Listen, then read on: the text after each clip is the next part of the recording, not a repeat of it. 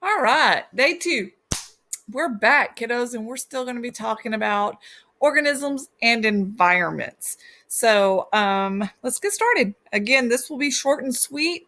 At the end of today's lesson, you will have an independent assignment that you're going to do for your grade this week. So make sure you've done day one and then pay attention to day two because there's those two are interdependent of each other. You need day one and day two to be successful.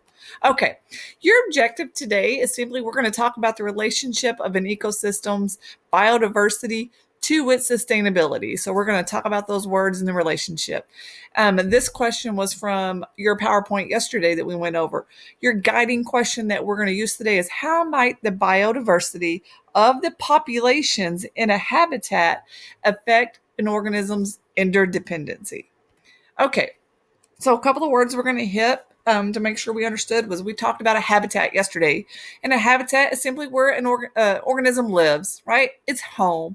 So here's a great example. There's a beaver, and he's in a pond. So his habitat, you could say, is that local pond. Okay. Now, the word microhabitat, and you probably already figured this out, is just a much more specialized, a much smaller place that an organism will live. So, if we were still using that beaver as an example, your beaver's microhabitat would specifically be his den that he built in that pond. Or if you were in a garden, maybe you were talking, under a rock, if there was a worm or a bug living under a rock. Again, a microhabitat, a specialized place.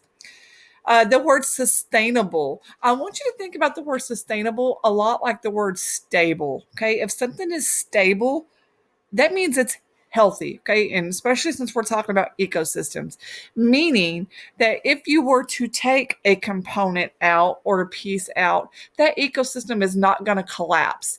If something were to happen, if there were to be some damage to the ecosystem, that ecosystem would be able to rebuild itself and replenish anything that was taken away. So again, sustainable means stable or healthy. Okay, look at this environment here. Look at this picture.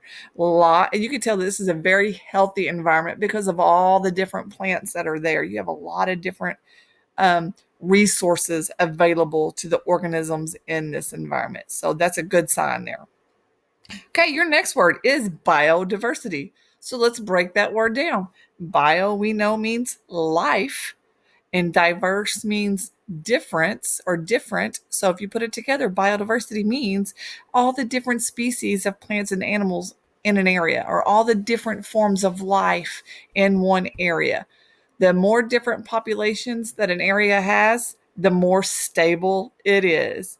So you could see how if you were in this ecosystem and you happen to be a bird, that this would be a very good ecosystem for you because they have a lot of different plants here for you to use. Plus, it has a lot of different insects here for you to eat. So, good.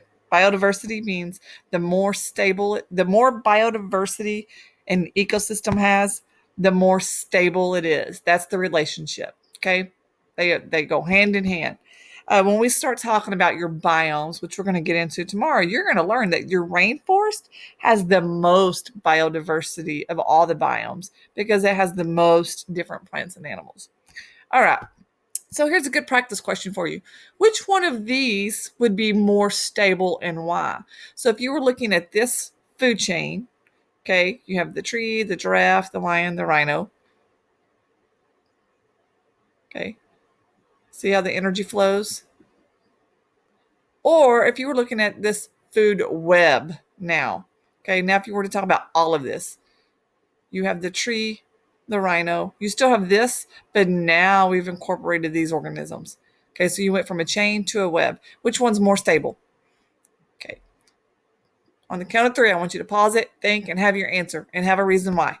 Okay, be able to justify it to yourself. Three, two, one, pause. All right. Now, your answer, hopefully, you came up with the answer. The food web would be more stable because, again, it has more diversity. Okay. In this ecosystem, if something were to come along and wipe out your tree or your producer, you see how everything would die out because this was the only resource. This was the only producer available. But if you now take into account the food web, you have the tree, the grass, and the shrub.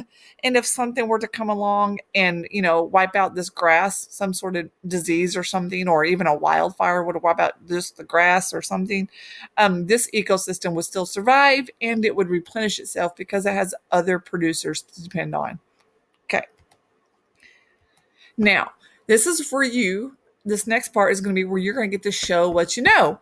So you're going to exit out of this video and you're going to go back to your Google Classroom and you're going to find the Edpuzzle link that's posted for you. You're going to watch the video and again, pay attention. Lots of good information in there about diversity and how that relates to the sustainability. And I've embedded a few questions to see if you've actually understood the content. Okay. When you finish this assignment today, be sure that you are hitting the turn in key on your Google Classroom. This is going to keep you and me both organized. Okay. All right. Finished for today. Go back, do your Edpuzzle, and I will see you tomorrow.